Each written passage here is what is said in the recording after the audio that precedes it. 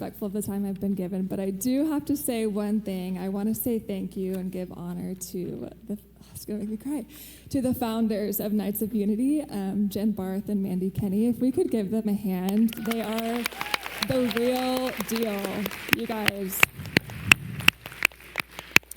Yeah, I've had the honor and the privilege to walk life with them. If they have, I can't even look at her, oh my gosh. She has championed me in ways that I will forever be grateful for, and they gave me a voice and pulled out the God stuff in me before I even knew it was there. So I just wanted to say thank you for that.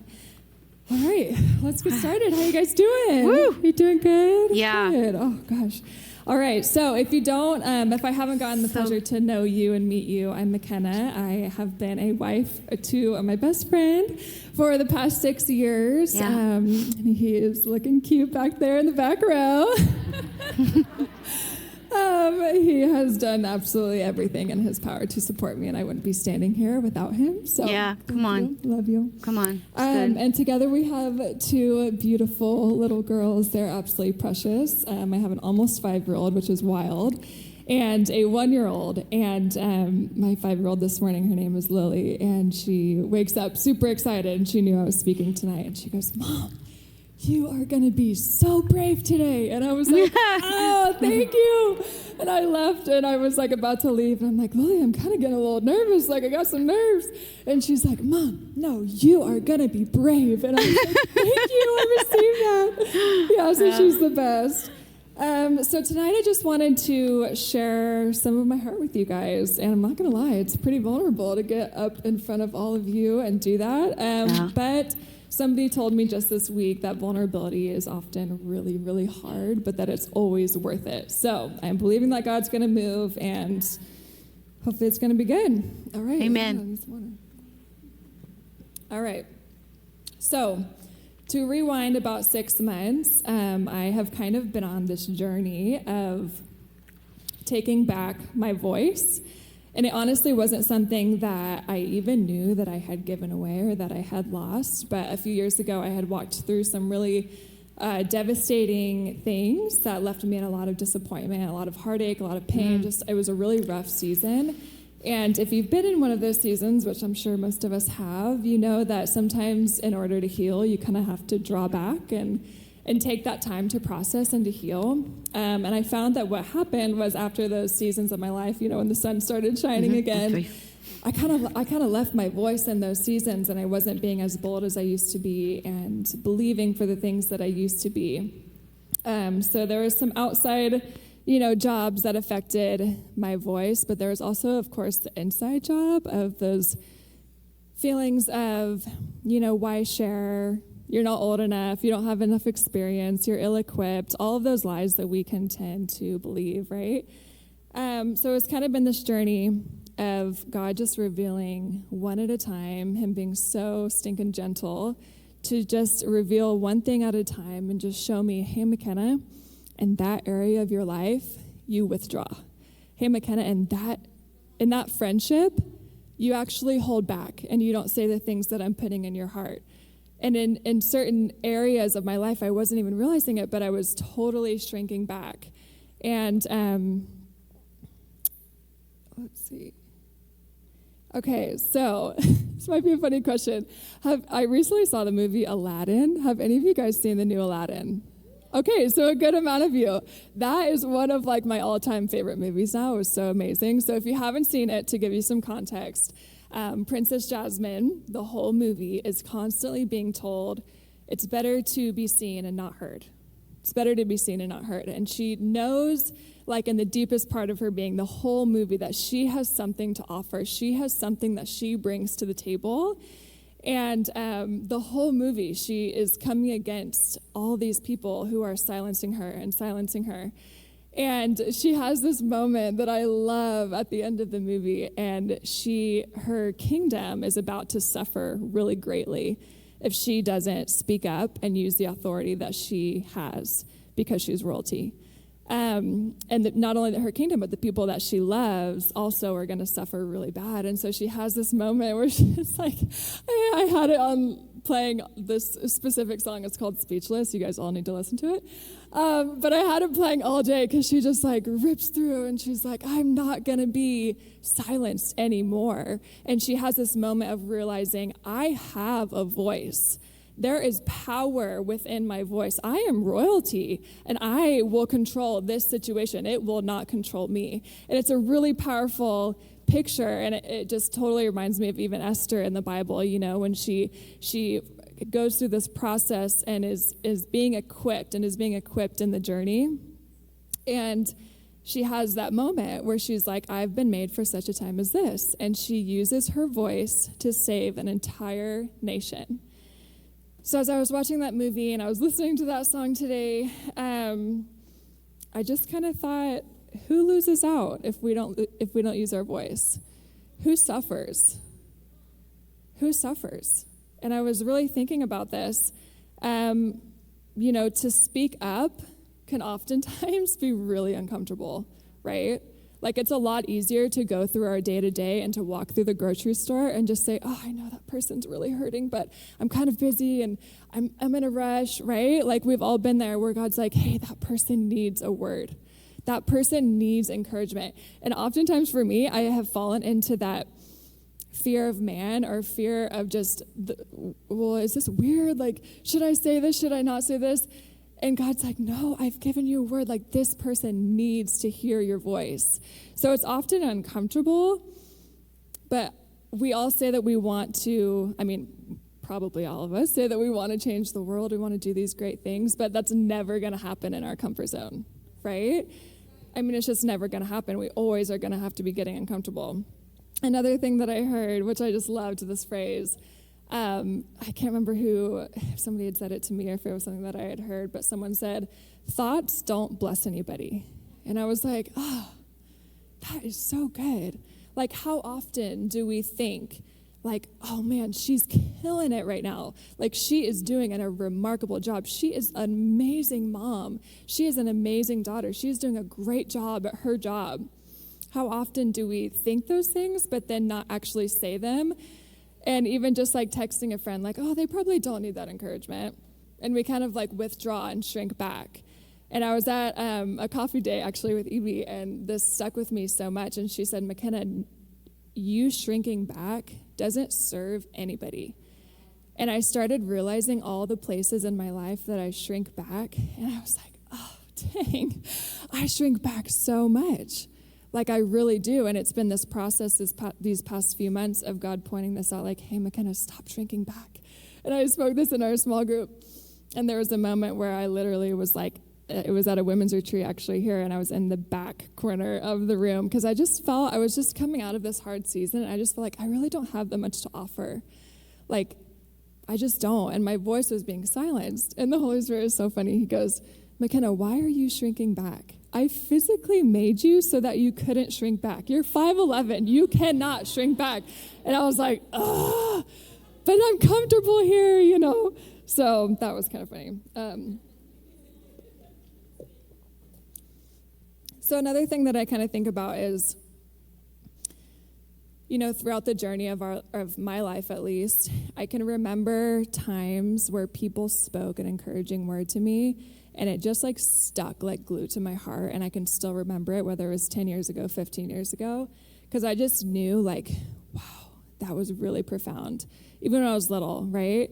And I was thinking about this, and I was thinking about, you know, who suffers if we don't speak up, if we don't use our voice, if we don't encourage one another, if we don't lift each other up. And I just thought, at worst, it might get a little awkward and the person doesn't receive it, and we were trying to be nice, and it is what it is, right? But at best, we are the person that is the life-changing word for somebody. So why wouldn't we say the encouragement? Why wouldn't we use our voice? Why would we allow the enemy to silence us through hurts, through disappointments, through pain, right? We've all walked through those hard things. But if we're not careful, when we start to come out of those seasons, and even in those seasons, Jen always says, you have something to offer in every single season. And I think that's such a common thing, at least for me, that I would believe is like, oh, but I am like walking through the trenches right now. I've got nothing to offer. But you know what's funny is I've noticed that, at least for myself, that when I encourage somebody and when I have the opportunity to pray with somebody or to speak life to somebody that is currently walking through a situation that I walked through, like there is nothing like it. And you find yourself saying this crazy phrase of, for you, I would go through it again. I don't want to go through it again, but for you, the pain was worth it because now my pain has purpose. When I speak out and when I pray for you and when I mentor you in this season, because I know that what you're going through is actually really hard. I know that what you're going through is hard. I feel it because I have felt it. And so we cannot hold back. We cannot afford to hold back the callings on our lives. And I think right now in our time, it's such a time of the enemy trying to silence the daughters. And God's like, no. You have a voice. You have a story. Each of us have a story. You know, I often find myself like, why am I the speaker tonight? There's so many other people who are so much more well-equipped. And God said, but I want your story. I want your story. And it doesn't have to be from a stage, right? Like one of the most influential people in my life, my sweet mom in love, if you guys know her, you know to know her is to love her. And she knows that she is called to be a mother. She knows that she is called to equip and to encourage people. And she knows she is called to be a pillar. And that's exactly what she does. She doesn't preach it from a platform, but she goes out into the world and she finds little kids that she actually mentors them in schools. And she has one-on-one coffee dates. And if you know her, you know that she is like one of the biggest heroes in the faith. And it's not because she's super well known, but it's because she's really close to the heart of God. Let's see where I'm at here. So kind of this overarching thing that the Lord has just been doing and allowing me to realize is there is gold and there is power in each and every one of us. And it might be buried under some lies that we've believed, either from an outside job or from an inside job. But I just wanted you guys to know tonight that each and every one of your stories is important. And whether you are in high school, whether you're a young mom, whether you're a single lady, whether you have grandchildren, your voice is needed. Your voice is needed. We all need your voice. I was thinking about even just like my community of people that I have in my life right now. And I was thinking about this as I was preparing this message and just thinking, this person is really good at this. And this one has such a gift of this. And I just thought, as a whole, that is what's beautiful, is when in unity like this tonight, as a whole, that's what makes it beautiful. And when we realize what our gifts are and when we realize who God created us to be, I'm actually okay to say, you know what, I'm not going to be the comedian on stage tonight, but I do know that I can bring you hope. And I do know that I can bring you encouragement because those are gifts that God's placed in me, right? So I was walking. I've been loving going on walks recently, walks, runs. I'm trying to be a runner. We're getting there. And I was preparing this message, and I said, God, why is my voice so important to you? Like, why are you spending so much time having me in this process of uncovering the lies that I've believed? Why does it matter to you so much that I start to use my voice? And he said, McKenna, your voice is your power. And I was like, okay, what? And I started thinking about it, and I was like, wow, that totally makes sense because God spoke and created the world. Jesus performed miracle after miracle by speaking. He would speak life into people's bodies and they would come alive again. He would speak life and destiny and people would start to come into the fullness of who that they were created to be. And during that season of really hard and difficult times of my life, I would have these dreams, and dream after dream, my voice, like literally in my dream, would be so constricted, I couldn't even get out a single word. And I remember thinking, like, is God trying to tell me that my voice is being silenced? And I wasn't quite catching on. But I was like, oh, that's interesting. And so I was thinking about that recently because so that was a few years ago that I was having that series of dreams. And just recently, I had this dream where I stepped out onto the porch of this house and I started roaring like a lion, but it wasn't like this big, grand, powerful lion roar. It was this little baby roar. And it was like I was literally just practicing my roar, like just practicing like Simba, right? Like I was just trying to get it out. And there was two things that God spoke to me, and one of them was, look at the progress you've made. Look at the progress that you've made. You used to not be able to get out a single word, and now you're trying to practice your roar. And the second thing that really showed me was it's actually super okay to be in process and to not have it all together and to not know the entire Bible before I can get up and hopefully share hope and encourage your hearts. And it's actually super okay to be in process, but to still show up and to use our voices, because each of us have a story, and it doesn't have to be perfect, and I don't have to actually have fully arrived, and I can mess up tonight, and that's okay, because I'm in process and I'm learning. And so I want you to know tonight that it's okay to be in process. You don't have to have it all together. You don't have to know everything or be an expert in everything before you can give somebody the advice that they're needing. If God gives you a word, speak it. You don't know when you're going to be the person that changes the course of somebody's life. I read this book with my daughter at night, and I just had to share this phrase because I love it so much. It's called God Made You. And in the book, one of the lines, it says, you being you is God's dream coming true. And every time I read it, it just hits me more and more. And I'm just like, me being who you created me to be brings you the most glory. It brings you the most joy. And I think about even, having a daughter of my own. And if she was trying to be something that she wasn't, or she was trying to fit in, or if I noticed that she was allowing her voice to be quieted, it would devastate me. It would absolutely devastate me. And all I would want to tell her is, baby girl, be who you were created to be. Be who you were created to be, because you are unique. And we all bring something to the table. And the last thing that I'll share with you guys tonight is I was on another one of my walks, and God was just sharing with me. He was like, think about a song, and if you were to take out, the piano or the bass or the lyrics or whatever it is in a song. I'm not a musician, so I'm sure there's more than that. But he said if you would take out one of those pieces, it wouldn't be complete. It might sound okay, but it would not be complete.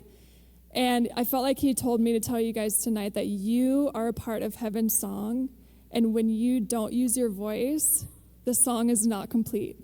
And he wants it to be complete. He wants the unity in the room to rise up. And it's time to practice the roar. Even if it doesn't sound amazing, I know I'll have my dream one day where I've arrived and it'll be this great big lion roar. But until then, I'm going to keep practicing.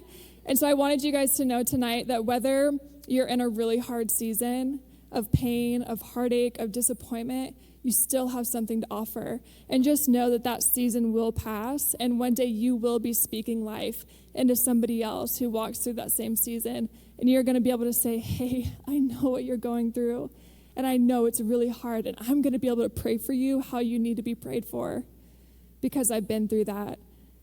So those are the two things that I wanted to take away from tonight, is that your worth and your value is a gift that was given to you that cannot be taken. What was placed inside of you at birth cannot be taken. It's irrevocable. It's a gift from God.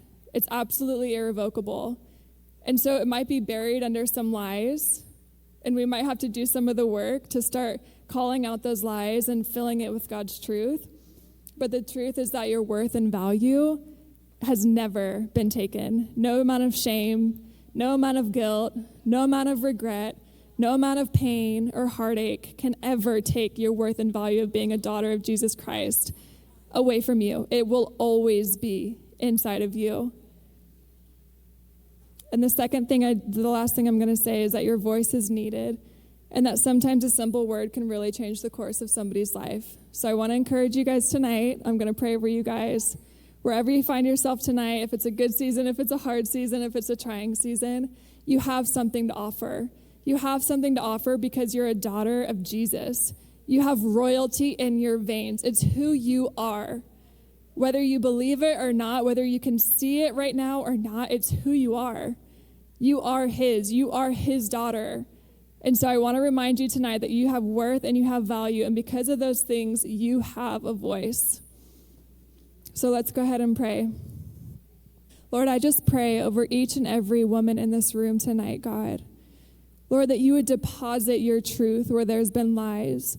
God, if it's been an outside job and it's been a hard season, or maybe there's been words spoken over people in here tonight that has held them back.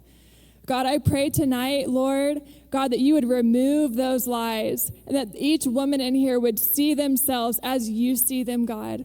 Lord, as blameless, as pure, as holy, as righteous, as worthy to be loved. And because of that, we have a voice. We are your vessels, God. We say yes to being your vessels, God. We say yes to bringing heaven to earth by using our voices. And so I just ask you right now, Jesus, that you would remove the lies, God, that you would make them apparent, God, whether it's all in one moment or whether it's a process. But God, I just thank you, Lord, that you have worth and you have value in each one of these daughters and that each of them has something to bring to the table. And so, God, I pray that you would bless them. And as we play this next song, I just pray, Jesus, that you would, in your gentle ways, reveal where we shrink back. And you would encourage our hearts and you would deposit truth into us, that we were created for a purpose and that we have worth and value because we are your daughters. In Jesus' name, amen.